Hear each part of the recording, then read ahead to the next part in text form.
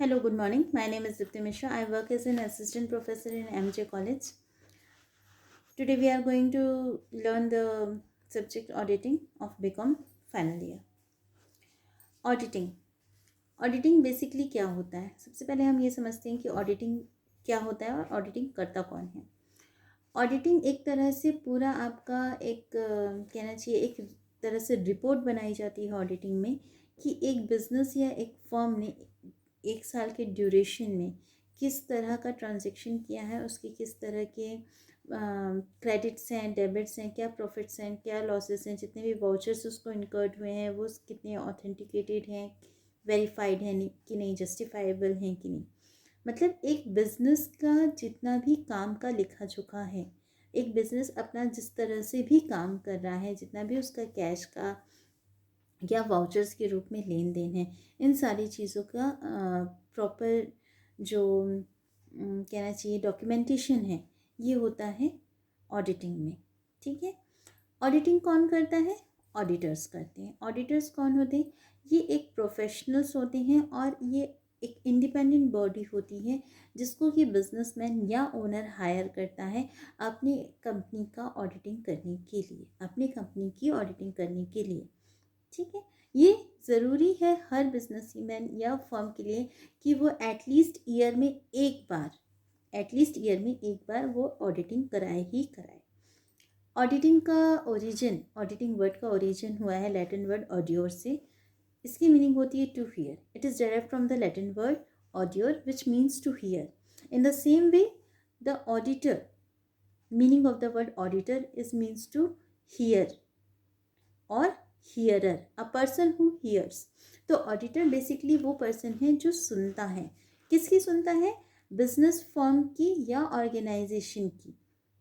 जितने भी facts and proofs उसके सामने प्रेजेंट किए जाते हैं ऑडिटिंग के ड्यूरेशन में, जिसके बेसिस पे वो अपना ऑडिटिंग के काम को पूरा करता है। ठीक है।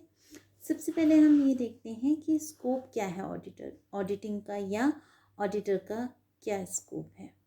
ऑडिटिंग बहुत ज़्यादा इम्पॉर्टेंट है।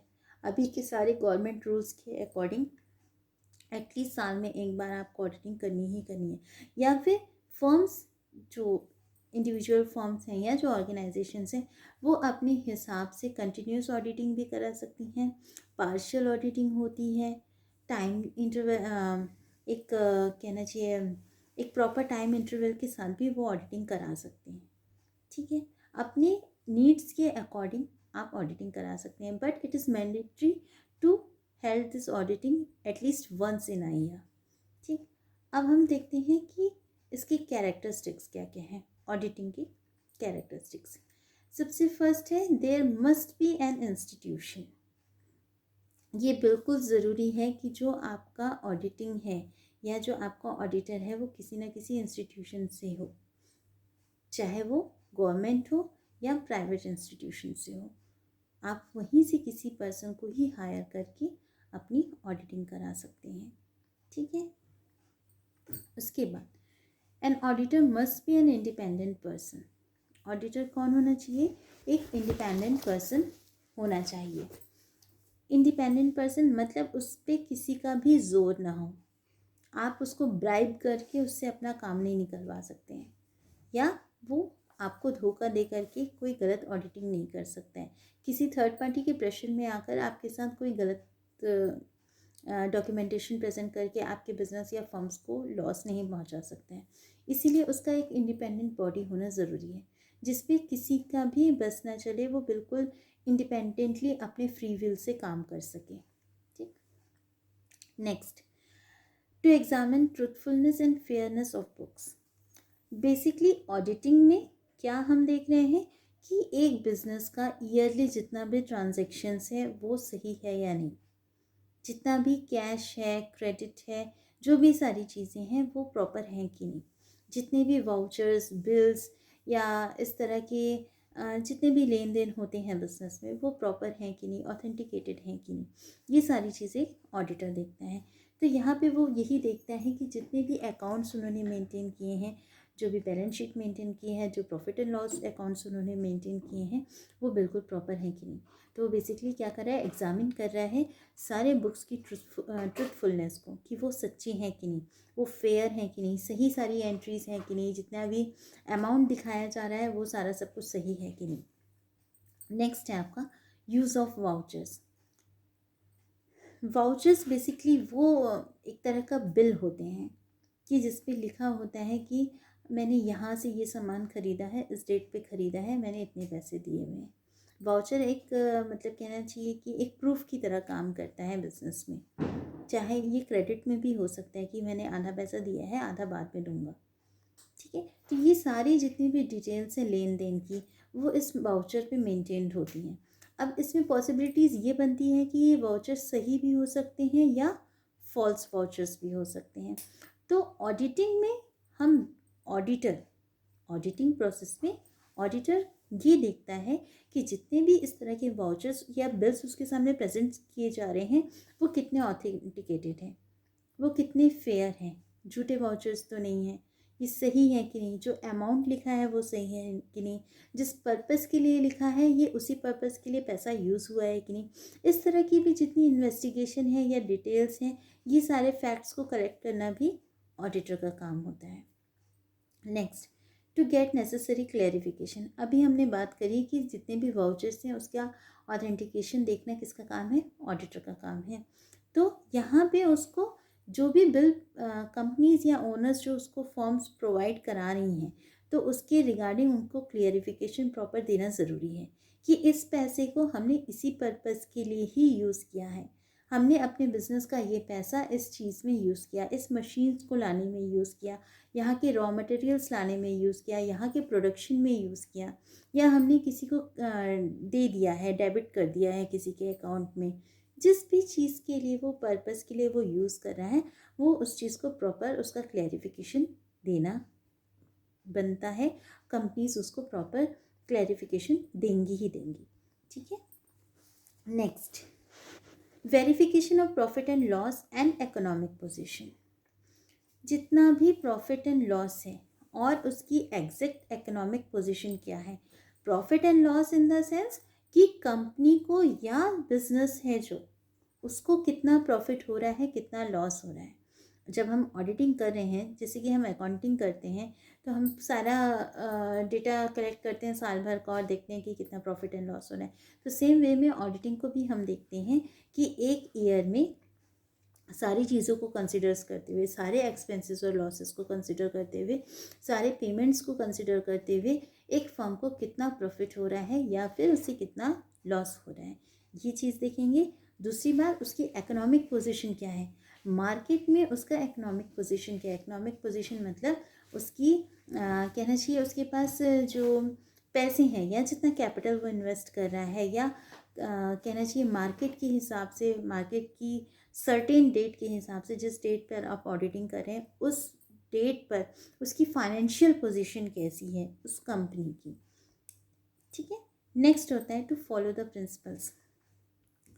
जब भी हम कोई भी अकाउंटेंसी की हम बात करते हैं या अकाउंट्स की बात करते हैं, तो हम कुछ जनरल प्रिंसिपल्स के ऊपर ही काम करते हैं। एक कुछ सेटेड बेसिक प्रिंसिपल्स हैं एंट्रीज करने के लिए कि क्या आइटम क्रेडिट होना है, क्या प्रॉफिट एंड लॉस में जाना है, क्या डेबिट होना है, किस तरह से हमको सारी चीज़ों को लिखना है, ठीक है। तो यहाँ पे वो जितनी भी एंट्रीज करते हैं फर्म्स या जो ऑडिटर ऑडिटिंग करने के लिए आ रहा है, तो ये बेसिकली वो ये भी देखेगा कि जितनी भी एंट्रीज हुई हैं, जितने भी ट्रांजैक्शंस को कंसिडर किया जा रहा है, वो according to the rules and according to the principles हैं या नहीं। Next, certain period. Certain period मतलब एक सर्टेन पीरियड के लिए ही ऑडिटिंग होती है, चाहे आप इसको ईयरली बेसिस पे करा लीजिए, कंटिन्यूस ऑडिट में आप मंथली बेसिस पे करा सकते हैं, ओकेजनल ऑडिटिंग करा सकते हैं। अचानक से कोई आपका कोई नया पार्टनर आ रहा है बिजनेस में, बिजनेस को अचानक से लॉस हो गया है, आप बिजनेस को बंद करना चाहते हैं अचानक से, तो इस कंडीशंस में भी आप ऑडिटिंग करा सकते हैं, सर्टेन पीरियड के अकॉर्डिंग के अनुसार ऑडिटिंग करा सकते हैं। नेक्स्ट है टैक्टफुली। ऑडिटर क्योंकि एक इंडिपेंडेंट बॉडी है, वो उसको कोई नहीं जानता, ना तो ओनर जानता है ना तो कोई थर्ड पार्टी उसको जानती है, बट ऐसा नहीं है कि हम उसको जानते नहीं हैं तो उस पर हर बात पे शक करते रहें, उसको अपना काम करना ना दें, ये पॉसिबल नहीं है। वहाँ पे उसे ऑडिटर को टेक्टफुल होकर के काम पड़ेगा, मतलब अपनी बुद्धि से, अपनी नॉलेज से और अपनी क्लेवरनेस से, अपनी चतुराई से उसको वहाँ पे काम करना पड़ेगा, क्योंकि वो इंडिपेंडेंट बॉडी है, वो ना किसी को जानता है ना कोई उसे जानता है अच्छे से। तो यहाँ पे सबसे अपना एक अच्छा रिलेशन बनाते हुए सारे लोगों से अंदर की जितनी भी इंफॉर्मेशंस वो निकाल सकता है कंपनी के रिगार्डिंग, उतना उसको निकालना आना चाहिए। ऐसा नहीं कि किसी ने कह दिया हाँ ये वाउचर बिल्कुल सही है और उसने वो बात मान ली, ऐसा नहीं कर सकता वो। उसे अपने वे में ही पूरी इन्वेस्टिगेशन करनी है, सारी चीज़ों को देखना है कि वो ऑथेंटिक हैं कि नहीं, वो सारी चीज़ें जितने प्रूफ्स उसके सामने दिए जा रहे हैं वो सही हैं कि नहीं, ये सारी चीज़ों को देखने के बाद ही वो जितने भी बिल्स हैं, वाउचर्स हैं या जो भी अकाउंट्स हैं उनको अप्रूव कर सकते हैं। यहाँ पे उसको टैक्टफुली काम करना ज़रूरी है, बुद्धि से और अपनी चतुराई से काम करना ज़रूरी है। जिसने जो कह दिया वो सिर्फ उसी चीज़ को मान करके नहीं बैठ सकता है। नेक्स्ट है रिपोर्ट। जब वो अपना पूरा काम कर लेता है, उसने सारे अकाउंट्स देख लिए, सारे वाउचर्स देख लिए, सारे बिल्स देख लिए, सब कुछ बिल्कुल सही है, या जहाँ पे उसे गलतियाँ मिल रही हैं, जो अकाउंट सही नहीं है, जो ट्रांजैक्शन सही रिकॉर्ड नहीं किए गए, क्रेडिट में रिकॉर्ड करना था डेबिट कर दिए, किसी पर्सन को डेबिट करना था आपने उस पर्सन को क्रेडिट कर दिया, आपको 10,000 अमाउंट लिखना था आपने उसको 1,00,000 बना दिया। ये बहुत सारी छोटी छोटी मिस्टेक्स होते रहती हैं ट्रांजैक्शंस को रिकॉर्ड करते समय, एम्प्लॉयज़ की तरफ से या अकाउंटेंट की तरफ से ऐसी मिस्टेक्स हो सकती हैं। तो जब ऑडिटर ऑडिटिंग कर रहा है तो वो ये सारी चीज़ों को वेरीफाई करता है, सारी एंट्रीज़ के गो थ्रू होता है। इसीलिए इस ऑडिटिंग को हम साल के लास्ट में करते हैं, ताकि हम एक्चुअल पोजीशन जो भी बिज़नेस की हमारी है हम वो उसको जान सकें। ठीक है, फिर यहाँ पे क्या कहा अभी हमने, रिपोर्ट देने की बात करी। जब वो सारी इन चीज़ों से गो थ्रू हो जाता है, उसे लगता है कि सारी चीज़ें लॉजिकल हैं, ऑथेंटिकेटेड हैं, सारी ट्रुथफुलनेस है उसमें, सारी एंट्रीज फेयर हैं, सब कुछ अच्छा है, उसके बेसिस पे वो अपनी एक फाइनल रिपोर्ट तैयार करते हैं, जिसको आप कभी भी गवर्नमेंट के सामने या आपके जितने भी अदर ऑफिशियल्स हैं, शेयर होल्डर्स हैं, डिवेंचर होल्डर्स हैं, आपके पार्टनर्स हैं, या इस तरह की जो भी लोग आपसे इंटर रिलेटेड है आपके बिजनेस में, आप उनको शो कर सकते हैं। तो ये रिपोर्ट जितनी सही चीज़ें हैं वो भी मेंशन करेगी, जो गलत चीज़ें हैं वो भी मेंशन करेगी। ठीक है, ये बिल्कुल आपके पास लिखित प्रूफ होता है एक ऑडिटर का आपके बिजनेस के रिगार्डिंग, कि जितनी भी चीज़ें हैं, जितने भी फैक्ट्स रिप्रेजेंट किए गए हैं वो बिल्कुल सही है। ठीक है, तो ये थी हमारी ऑडिटिंग की बेसिकली मीनिंग और बेसिक कैरेक्टरिस्टिक्स क्या होनी चाहिए ऑडिटिंग के। ठीक, ओके, थैंक यू। बाकी टॉपिक्स हम नेक्स्ट लेक्चर में कंटिन्यू करेंगे। Thank you.